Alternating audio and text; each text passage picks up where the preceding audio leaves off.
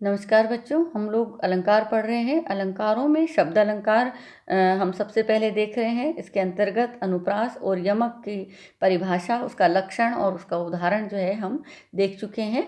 उदाहरण के माध्यम से हम अलंकार को समझ चुके हैं। और इसके पश्चात अगला जो हमारा अलंकार है वो श्लेष अलंकार है, जो शब्दालंकारों में अंतिम अलंकार है। और ये उभय अलंकार है, यानी कि ये शब्दालंकार भी है और अर्थालंकार भी है। तो श्लेष अलंकार में श्लेष धातु है, जिसका अर्थ है चिपकना। जहाँ एक से ज़्यादा चीज़ें आपस में चिपक जाती है वो श्लेष है।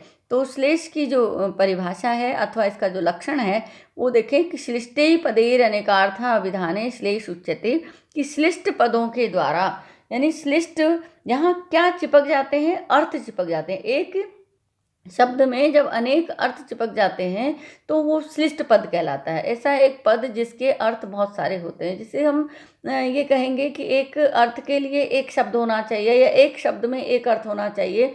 लेकिन जब ऐसा कोई शब्द होता है जिसके बहुत सारे अर्थ होते हैं, तो शब्द एक ही होता है लेकिन उसमें अर्थ बहुत सारे चिपके हुए होते हैं, तो वो पद जो है वो श्लिष्ट पद कहलाता है। उसको सरल भाषा में हम अनेकार्थक पद भी कह सकते हैं, यानी ऐसा पद जिसके अनेक अर्थ निकलते हैं। तो ऐसे पदों का प्रयोग करके कवि चमत्कारिक ढंग से अपनी बात जहाँ कहता है वहाँ पर श्लेष अलंकार होता है। तो लक्षण को देखें, श्लिष्टे पदेर अनेकार्था विधाने श्लेष उच्यते।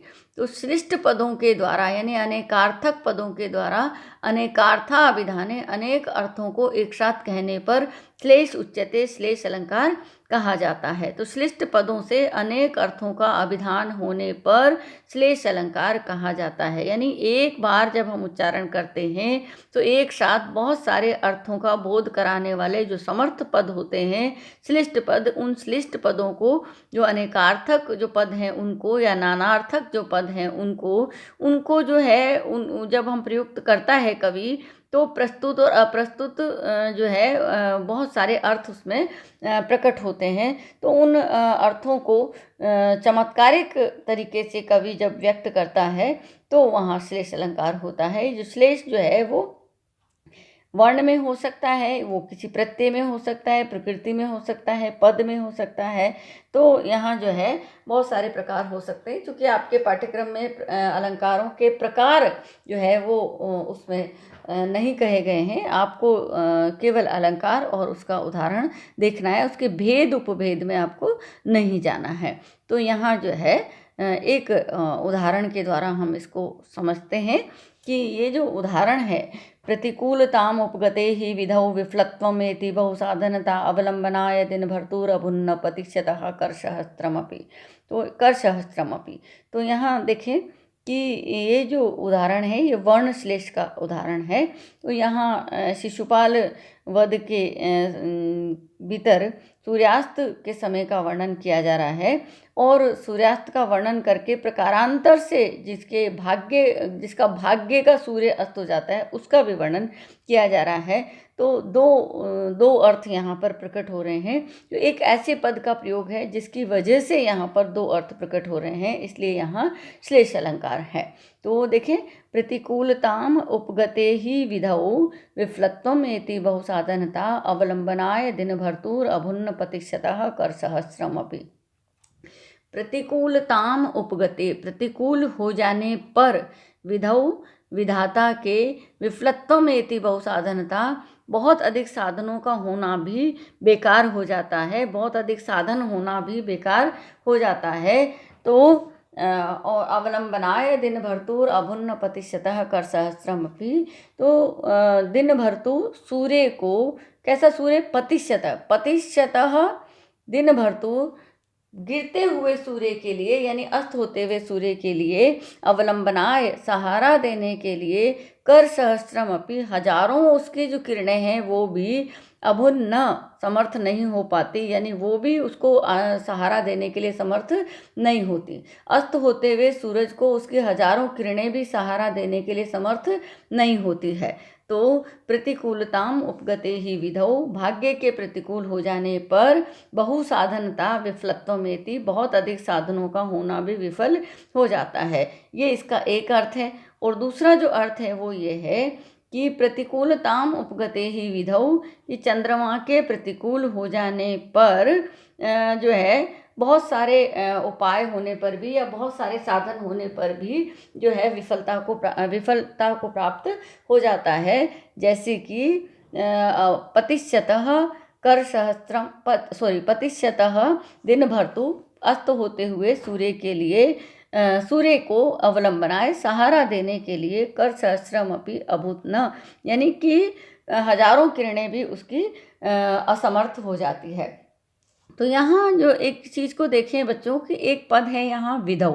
विधौ जो है उसमें एक तो होता है विधि, तो विधि का सप्तमी का एक वचन होता है विधौ, तो विधि का मतलब है भाग्य और उसका सप्तमी का एक वचन बनता है विधौ, तो इसका मतलब है भाग्य के प्रतिकूल होने पर।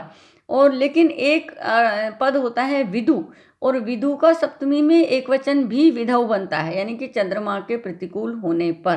तो यहाँ पर जो है विधौ पद का प्रयोग दो अर्थ देता है, एक पक्ष में अर्थ लगता है और एक जो है वो दूसरे पक्ष में पक्षांतर में जो है अर्थ लगता है।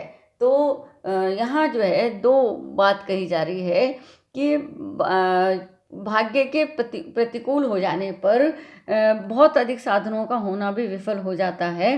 कवि अपनी बात को चमत्कारिक तरीके से कह रहे हैं कि जैसे गिरते हुए सूरज को सहारा देने के लिए हजारों किरणें भी जो है वो असमर्थ हो जाती है। कब? जब चंद्रमा प्रतिकूल हो जाता है। तो चंद्रमा के प्रतिकूल हो जाने पर जो है सूरज को अस्त होना ही होता है, क्योंकि भले ही उसके पास हजारों किरणें हैं, जो कर का दूसरा अर्थ हाथ भी होता है, हजारों हाथ है, तो सहारा देने के लिए बहुत, जैसे अगर आप कुएं में डालेंगे बाल्टी को और उसमें रस्सी है तो रस्सी उसको खींच सकती है। सूरज के पास तो हजारों रस्सियां हैं, वो जो किरणें हैं, लेकिन वो उनको बाहर नहीं निकाल सकती, उसको डूबना ही होता है। जब चंद्रमा आ जाता है तो सूर्य को जाना ही होता है। ऐसे ही जब मनुष्य का भाग्य प्रतिकूल हो जाता है तो उसके पास बहुत सारे साधन होते हैं, लेकिन फिर भी वो विफलता को प्राप्त हो जाता है।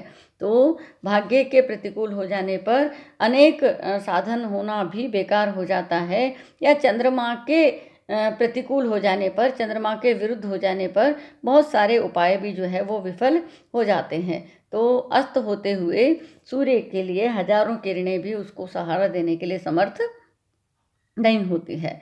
तो इसका मतलब ये है कि जो मनुष्य दुर्भाग्य से ग्रस्त हो जाता है, जिसका भाग्य प्रतिकूल हो जाता है, तो बहुत सारे हाथ यदि उससे सहारा देने के लिए उठे तब भी वो उन्नति को प्राप्त नहीं कर सकता, तब भी उसे अस्त होना ही होता है। तो विधौ जो है यहाँ पर विधु और विधि, जैसा कि मैंने बताया आप लोगों को, विधु का मतलब है चंद्रमा, विधि का मतलब है भाग्य, दोनों का सप्तमी में सप्तमी एक वचन में विधौ पद बनता है।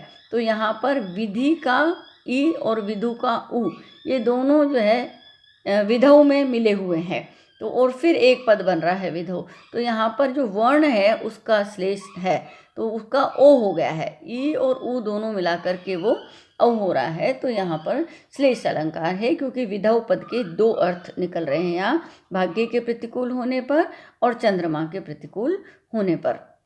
तो इस तरीके से यहाँ पर श्लेष अलंकार है कि चंद्रमा के प्रतिकूल हो जाने पर बहुत अधिक साधनों का होना भी विफल हो जाता है।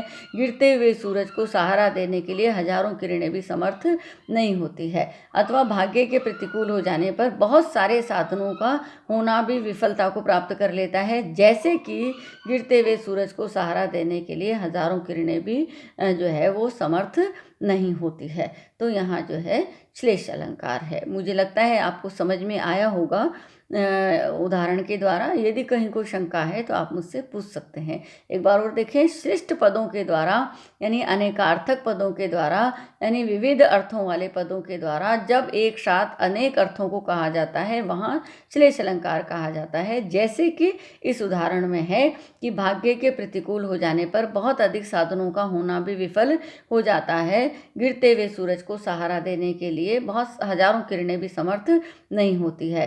अथवा चंद्रमा के प्रतिकूल हो जाने पर बहुत सारे उपाय भी विफल हो जाते हैं, गिरते हुए सूरज को सहारा देने के लिए हजारों किरणें भी समर्थ नहीं होती है। तो इस तरीके से यहाँ पर जो है श्लेष अलंकार है। मुख्य रूप से तो कवि क्या कहना चाह रहे हैं कि जब भाग्य प्रतिकूल हो जाता है तो बहुत सारे साधनों का होना भी विफल हो जाता है। और इसका एक अर्थ और निकल रहा है, चंद्रमा प्रतिकूल हो जाता है तो और उदाहरण देकर के समझा रहे हैं कि भाग्य जब प्रतिकूल होता है तब बहुत अधिक साधनों का होना कैसे विफल हो जाता है।